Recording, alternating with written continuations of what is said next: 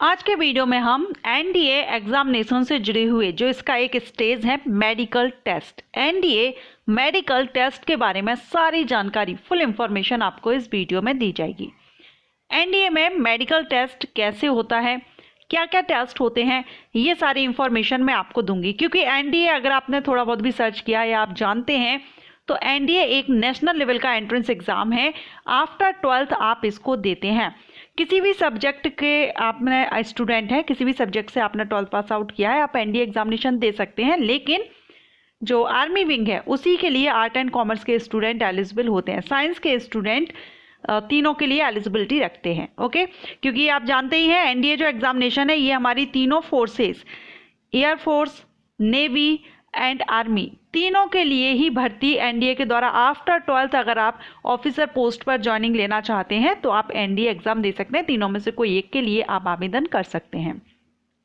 अब इसमें मैक्सिमम जो कैंडिडेट है वो मेडिकल में फेल हो जाते हैं, क्योंकि इसका मेडिकल थोड़ा टफ होता है, हार्ड होता है। इसमें बहुत से, क्योंकि इसमें आपको फिजिकली एंड मेंटली दोनों तरह से आपको फिट रहना होता है। कोई भी डिसीज आपके लिए ना हो, किस तरह से होता है, क्या क्या चेक किया जाता है, ये सारे हम इस वीडियो में डिस्कस करने वाले हैं। क्योंकि ये जो स्टेज है मेडिकल टेस्ट की, ये एनडीए एग्जामिनेशन की सबसे लास्ट की स्टेज है। यानी जो आपका इंटरव्यू होता है, एसएसबी इंटरव्यू, उसके बाद आपका एसएसबी के द्वारा ही आपका मेडिकल टेस्ट लिया जाता है, मेडिकल टेस्ट करवाया जाता है।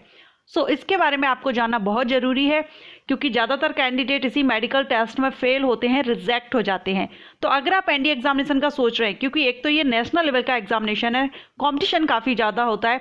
अगर आप मेहनत करके कैसे भी अगर आप आगे जाते हैं, उसके बाद आप इंटरव्यू भी क्लियर करते हैं और देन अगर आपका मेडिकली फिट अगर आप नहीं पाए जाते तो फिर आप वहाँ पर रिजेक्ट हो जाते हैं। इतना हार्ड वर्क करने के बाद आपको नतीजा नील रहता है। तो ऐसे में आपको फिजिकली फिट आप हैं या नहीं, ये आप पहले अपना टेस्ट करा लीजिए, आपको कोई डिसीज़ है या नहीं। जो मैं आपको बताऊंगी उनसे आपको पता चलेगा। उसके अलावा अगर आप चाहें तो आप विजिट या अपने डॉक्टर या आसपास अपना चेकअप करवा सकते हैं। ओके, सो चलिए स्टार्ट करते हैं। लेकिन उसके पहले मैं हूँ आस्था एंड वेलकम करती हूँ आप सभी का अपने YouTube channel government job genuine notification. तो यहाँ पर आपका जो मेडिकल टेस्ट होता है, ये यहाँ पर आप देखेंगे a candidate recommended by the service selection board SSB के द्वारा undergo a medical examination by a board of service medical officers या BSMB।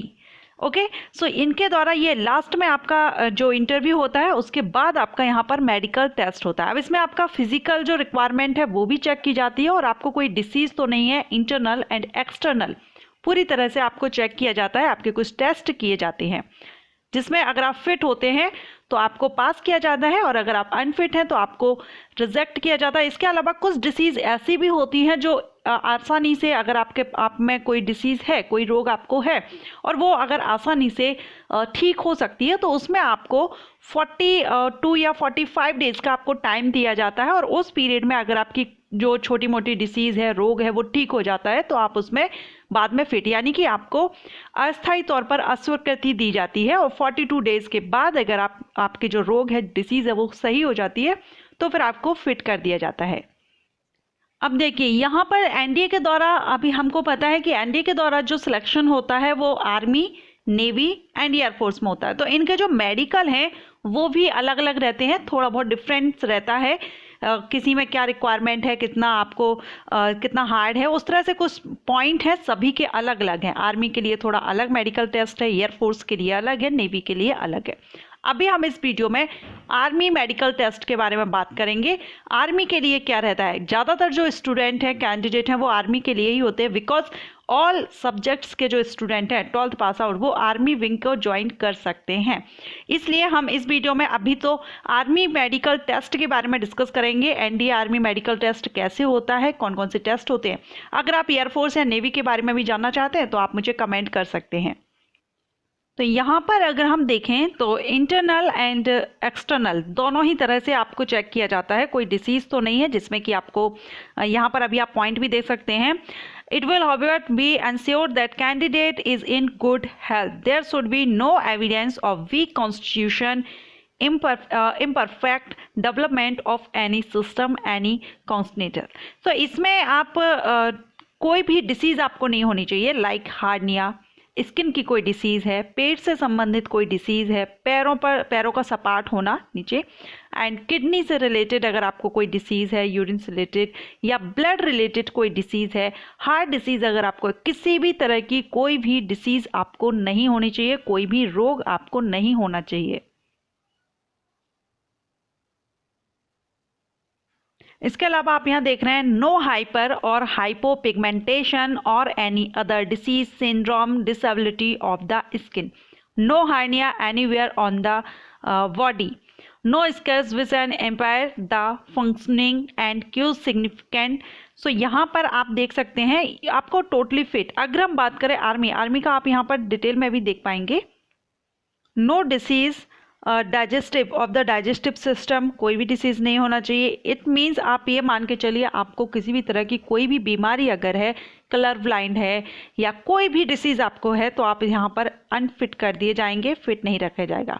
ओके, सो आपको अगर हम मोटे मोटे तौर पर देखें तो इसमें एक तो आपकी हाइट चेक की जाती है, वेट भी चेक किया जाता है, एंड यहाँ पर आपकी आईसाइट चेक की जाती है, कान चेक किए जाएंगे, रोग की स्थिति चेक की जाएगी। हाँ, कई बार ऐसा होता है, कई सर्जरी हैं जो काफ़ी कम उम्र में आपको हो जाती हैं, तो उसकी भी कुछ कंडीशंस हैं, जैसे या तो आपकी एज जब आपकी सर्जरी हुई हो 20 के अबव हो, as more than 20 year at the time of surgery. ठीक है, ये क्या है, in order to be made fit the following criteria will have to be made. Minimum 12 month post LASIK, जो अगर लसिक आपकी सर्जरी हुई है तो कम से कम 12 मंथ आपके निकल चुके हों। सेंट्रल कर्नियल थिकनेस इक्वल टू और मोर देन 450। तो इस तरह के कुछ कंडीशंस भी है। और अगर आपको लगता है कि आप पूरी तरह से फिट हैं और आपको अनफिट किया गया है, तो वहाँ पर आप अपील भी कर सकते हैं। सो इसमें आपको बहुत से पॉइंट्स वैसे तो दिए गए हैं। आईसाइट आप देख सकते हैं, ये सभी के लिए दिए गए हैं, लेकिन हम यहाँ पर एनडीए आर्मी के लिए देखेंगे तो इसमें आप करेक्ट विजन आप देख रहे हैं, uncorrected vision max allowed. Okay, so यहाँ तक आपको दिया गया है। पूरा मायोपिया भी आप यहाँ पर देख सकते हैं, पूरा आप देखेंगे तो नोटिफिकेशन में भी आपको पूरा मिल जाएगा। हाइपरमेट्रोपिया है, लसिक सर्जरी के बारे में भी दिया गया है, कलर परसेप्टेशन के बारे में दिया गया है। सो यहाँ पर ये दिया गया है। इसके अलावा अगर हम एक मोटे मोटे तौर पर देखें कि आपको क्या क्या डिसीज़ के बारे में देखा जाता है, तो एक तो कानों में वैक्स का जमा होना, अनफिट घोषित किया जाता है। शरीर का वेट कम होना या ओवर वेट होना। यहाँ पर हम वेट का भी चार्ट देख लेते हैं। देखिए, अब यहाँ पर हम जो ये चार्ट देख रहे हैं ये आर्मी के लिए ही दिया गया है। ठीक है, एयरफोर्स और नेवी की हम बात नहीं कर रहे हैं, आर्मी के लिए। अगर आपकी एज दी गई है, एज के अकॉर्डिंगली यहाँ पर हाइट एंड वेट दिया गया है। ठीक, अगर आपकी हाइट है 140 सेंटीमीटर तो आपका वेट, मिनिमम वेट आपका सभी और फॉर ऑल एजेस यहाँ पर 35.3 होना चाहिए। अगर आप 17 to 20 ईयर हैं तो आपका वेट यहाँ पर 43.1 kg होना चाहिए। अगर आपकी एज 20 to 1 day 30 ईयर्स रखी गई है, 20 से 30 ईयर, तो यहाँ पर आपका वेट क्या होना चाहिए, तो ओवर वेट भी नहीं होना चाहिए और वेट आपका कम भी नहीं होना चाहिए। और यहाँ पर हाइट के हिसाब से दिया गया है। ये पूरा चार्ट आप यहाँ पर अपनी हाइट के अकॉर्डिंगली एज के हिसाब से वेट यहाँ पर आपका देखा जाएगा। ठीक है, अब जिनको ये रहता है कि हाइट कितनी रिक्वायर्ड है, तो देखिए आप एज आपकी क्या है, क्योंकि एक जो एज क्राइटेरिया है उसके हिसाब से और आपकी हाइट के हिसाब से आपका यहाँ पर वेट चेक किया जाता है। तो मिनिमम अगर हम हाइट यहाँ पर देखें तो 140 सेंटीमीटर यहाँ पर है, लेकिन ये कौन से कैंडिडेट के लिए, ये आपको नोटिफिकेशन में ऑलरेडी क्लियर कर दिया जाता है। एज लिमिट जनरल कैंडिडेट या जो भी रिलैक्सेशन वगैरह जो भी आपको पूरा है नोटिफिकेशन में क्लियर किया जाता है। ठीक है, तो आपकी हाइट कितनी है और एज कितनी है उस हिसाब से यहाँ पर आपका बताया जाता है। और ये हम इंडियन आर्मी के लिए देख रहे हैं। चेस्ट का चेकअप किया जाता है, आपके चेस्ट के एक्सरे वगैरह, अल्ट्रासाउंड वगैरह, आपका पूरी बॉडी यानी आपके पूरी तरह से आपका चेकअप होता है। अब ऐसे में बहुत से कैंडिडेट रिजेक्ट होते हैं क्योंकि आपका कानों का चेकअप करना, बॉडी का वेट आप ज़्यादा तो नहीं है या कम तो नहीं है, चेस्ट का चेकअप होना, नाक की हड्डी का टेढ़ा होना, इससे भी रिजेक्ट हो जाते हैं कैंडिडेट। एंड पाइल्स की प्रॉब्लम है, टॉन्सिलाइटिस की प्रॉब्लम है, जो टॉन्सिल्स में डिसीज़ होती है, ओके, एंड वेरिकोसेल्स, तो बहुत से ऐसे हैं। लेकिन अगर आप टोटली पूरी तरह से फिट हैं या आप चाहते हैं कि मैं ये पूरा अगर एनडीए एग्जामिनेशन क्लियर कर लेता हूँ, इंटरव्यू क्लियर कर लेता हूँ, उसके बाद अगर रिजेक्ट होते हैं तो काफ़ी दुख होता है। तो ऐसे में आपको आपके पहले ही चेकअप करा लेना चाहिए। लिवर डिसीज तो नहीं है, कुबड़ेपन का जो होता है उस तरह की विकृति तो नहीं है, घुटनों से संबंधित आपको कोई डिसीज तो नहीं है, स्किन डिसीज तो नहीं है। इस तरह से आपको आपका पूरा चेकअप, आई साइट चेक करवा लीजिए, आपको चश्मा तो नहीं है। हाँ, ये कुछ कंडीशन जैसा ही मैंने बताया, एयरफोर्स, नेवी एंड आर्मी सभी में थोड़ा थोड़ा डिफरेंट रहता है। अभी हमने आर्मी के बारे में बात की है।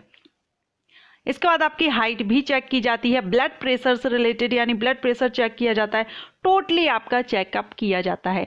अगर फिर भी आपको अनफिट कर देते हैं और आपको लगता है कि आप फिट हैं तो वहाँ पर आप अपील भी कर सकते हैं, ऐसा नहीं है, एक बार आप अपील भी कर सकते हैं, फिर से आपका चेकअप होता है और उसके बाद अगर आप फिट होते हैं तो ठीक है। लेकिन अगर आप पहले से ही, आपको ये चेकअप अपने करवा लेना चाहिए। वैसे अगर आप एनडीए एग्जामिनेशन या सीडीएस जो एग्जामिनेशन है, क्योंकि इनके काफ़ी प्रोसेस काफ़ी हार्ड रहती है और इतने लंबे टाइम के बाद अगर आपका सिलेक्शन बाद में अगर आप रिजेक्ट होते हैं तो काफ़ी दुख होता है।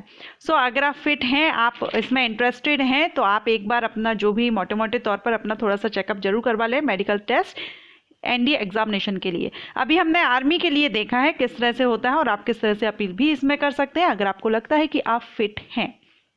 अगर आपकी कोई सर्जरी हुई है उसके बारे में भी हमने देखा, आपको एक टाइम दिया जाता है। जैसे अगर आपकी पहले कोई सर्जरी हुई है, आप कम से कम 20 ईयर के होना चाहिए जब आपकी कोई सर्जरी हुई हो। उसके अलावा आपके उस सर्जरी को 6 मंथ 12 मंथ आपकी डिसीज़ के अकॉर्डिंगली वहाँ पर आपको टाइम दिया जाता है कि कम से कम इतना पीरियड आपका निकल गया हो जिसमें आपको उससे रिलेटेड कोई भी इशू नहीं आई हो।